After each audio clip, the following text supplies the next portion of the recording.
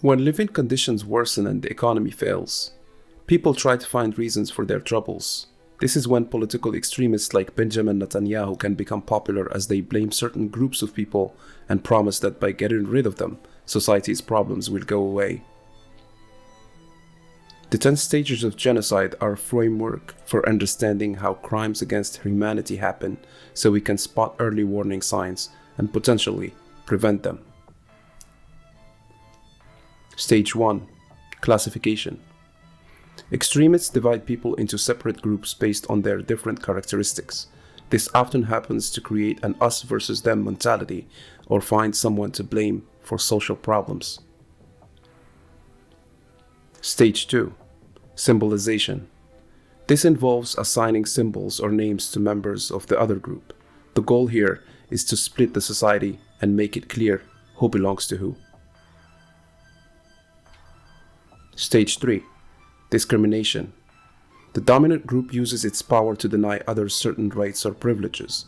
Particular new laws may limit the freedom of the marginalized ones. Instances of bullying increase, and the social divide widens. Stage 4.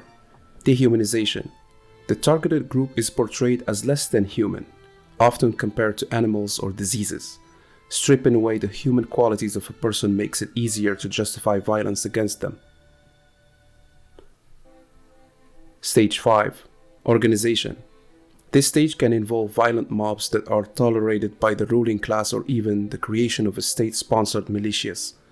In some instances, perpetrators now carefully start to plan the next steps of the genocide. Stage 6. Polarization. Extremists now demonize the targeted group and try to fully divide society by demanding that everyone must take a side. Moderators who want to reduce the tensions are often identified as enemies and silenced. Stage 7.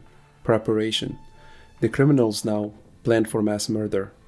They may identify victims by name or number, find where they live, and acquire weapons or build facilities to aid their efforts.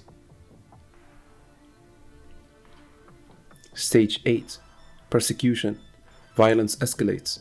The targeted group is systematically subjected to harassment, displacement, or other forms of abuse. Often, all of that happens under the disguise of security measures.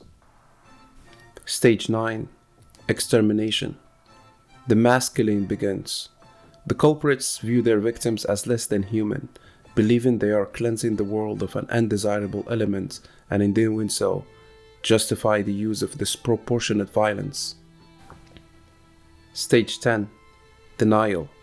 Those responsible for the cruelty deny their crimes, destroy evidence, blame the victims, and attempt to rewrite history, justifying their actions as necessary for the greater good.